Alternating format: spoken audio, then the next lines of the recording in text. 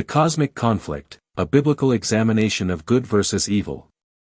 Introduction. In the heart of biblical theology lies a profound and often overlooked theme, the great controversy between Christ and Satan. This cosmic conflict is central not only to the history of the world but also to our daily spiritual lives. The Scriptures reveal a conflict that stretches from the creation of the world to the final resolution in the book of Revelation. The battle between good and evil is not only a cosmic event but one that has implications for every individual who chooses to follow Christ. In this sermon, we will explore the biblical narrative of this cosmic conflict, starting with the origin of sin, the rebellion of Lucifer, and the nature of the ongoing spiritual warfare. We will examine key texts that highlight the foundational principles of this conflict and consider the implications for our lives today. 1. The origin of sin and the rebellion of Lucifer. The Bible begins by affirming the goodness of God's creation. In Genesis 1 verse 31, we read that, God saw everything that he had made, and indeed it was very good. However, sin, which would later become an intruder into God's perfect creation, had no legitimate origin within God's design. Sin entered the world through the free will of one of God's most exalted creatures, Lucifer.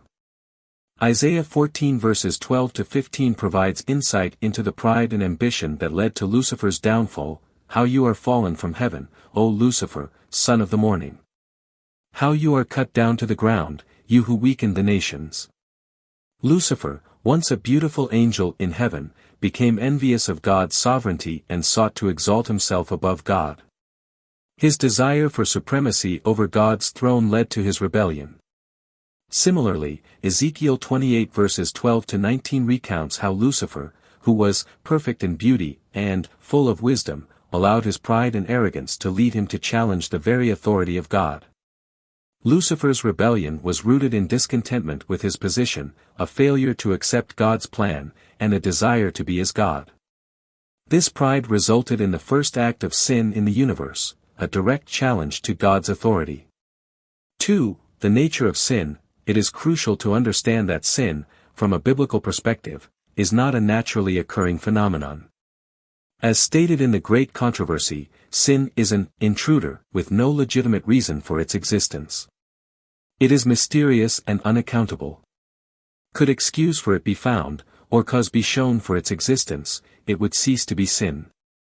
The Great Controversy, page 492. This view emphasizes that sin cannot be rationalized or justified. It stands in direct opposition to God's perfect law of love. The Bible's definition of sin is clear and concise. Sin is the transgression of the law, 1 John 3 verse 4, NKJV.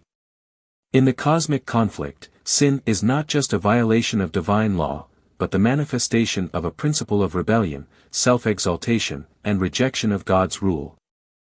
3. The conflict unfolds. The story of the cosmic conflict is not limited to the events in heaven. The battle between good and evil continues to unfold throughout human history, beginning in the Garden of Eden with the fall of Adam and Eve. In Genesis 3 verse 15, God promises a future victory over the serpent, and I will put enmity between you and the woman, and between your seed and her seed, he shall bruise your head, and you shall bruise his heel. This verse marks the beginning of the redemptive plan, a promise that through the seed of the woman, Christ, Satan's rebellion would be defeated. This promise, however, did not eliminate the presence of sin in the world. Satan, having been cast out of heaven, continued his rebellion against God, now targeting humanity, who were created in God's image. Matthew 4 verses 1 to 11 provides a clear example of this, the temptation of Jesus in the wilderness.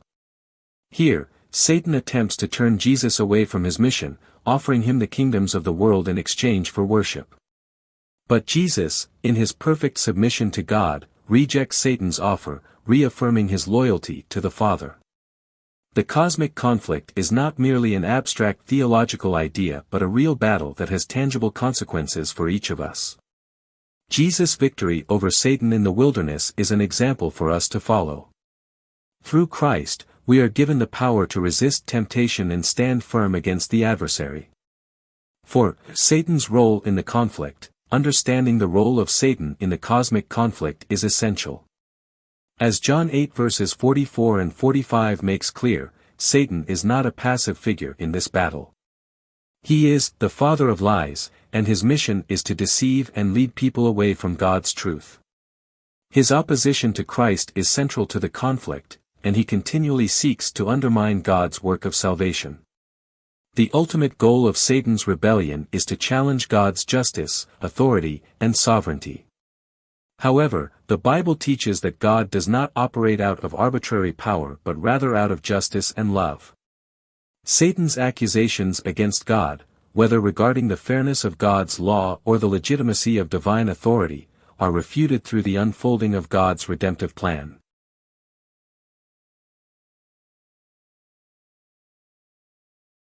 The final outcome, the end of the cosmic conflict, is already written.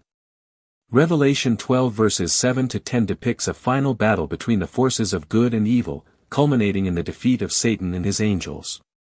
And they overcame him by the blood of the Lamb and by the word of their testimony, Revelation 12 verse 11. Christ's victory at the cross sealed Satan's fate, and the final destruction of evil is assured at the end of time.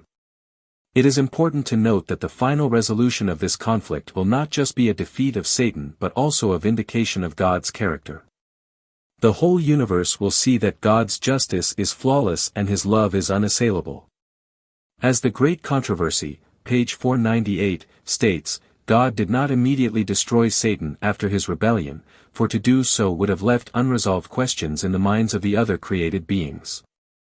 Satan's rebellion must be allowed to fully unfold so that all creation could understand the consequences of rejecting God's rule.